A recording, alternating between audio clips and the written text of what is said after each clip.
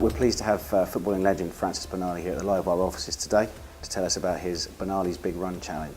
Obviously, for a challenge like this, you need a good support team behind you. Tell us about who they are and what their roles are. Yeah, there's the support that I've received so far, Graham, has been absolutely fantastic, and there's a number of key positions that we still need to fill, and some inquiries are being made about that still. But the support that's come on board so far, I'll go through the team.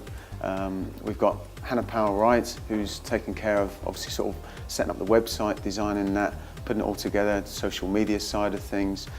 We've got Chris Watton, who's dealing with the PR side of things, and again, somebody who's sort of had experience in running marathons and things like that. We've got Lee and Karen Collier, husband and wife. Lee has undertaken ultra events of his own before. He's planning to run an Ironman later in the year, but he's going to be the photographer for the challenge, as well as a support runner and rider out on the road. So when I haven't got sort of anybody with me and I'm a little bit low on sort of motivation and need a little bit pick up, he'll be out there with me. Sandy Davison is somebody that worked for me in the past, is a very good friend. She's ultra organised, ultra efficient, and she'll be dealing with a lot of the admin as well. We've got my family, again, they're going to be very key roles to this. My wife Karen, son Luke, daughter Kenzie. And from the charity's point of view, we've got Diane Platt, who's our contact with Cancer Research UK. She's been very supportive so far, and hopefully will assist us with the connection with the charity as well. Livewire is really pleased to be able to provide you with a website and a social media platform for this challenge of yours. How important do you see it being in this? It's crucial, Graham. You very kindly sort of, from again the first time I mentioned it, offered to sort of build this aspect of the challenge for me, and I think everybody nowadays, the first thing to do is either go to the social media side of things, look at websites, and to raise the profile of this challenge, that is going to be a key point to the success of it.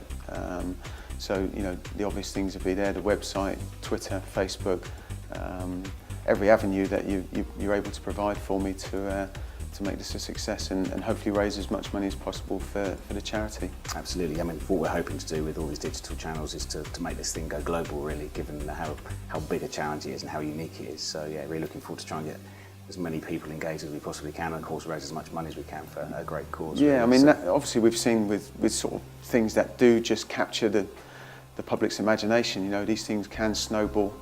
We've seen other things that just seem to trend and escalate beyond people's wildest dreams, and I would love that if that did happen.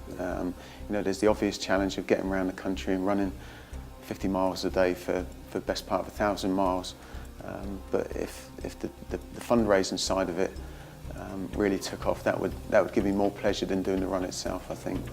Indeed. One of the key things we need, obviously, for part of this challenge is not only people to donate, but also looking for corporate potential sponsors who can contribute towards some of the costs involved with running a challenge like this. What do we give a sponsor, and how do they get in contact with you? Well, they can obviously go to the website, all the details on there, for any contacts, there's email addresses on there. They would be able to get in touch with the team. But at this point in time, we still need in a perfect world, I would like a single corporate sponsor that would take care of all the costs, because there is a cost to doing this challenge. And naturally, we want to raise as much money as possible for the charity itself. So if we could get one, ideally, main corporate sponsor, if not a number of corporate sponsors to cover those costs, anything that was left over thereafter would obviously go towards the charity. So things like that, we can hopefully offer back some packages that would be right for the particular sponsors as well. Great, okay.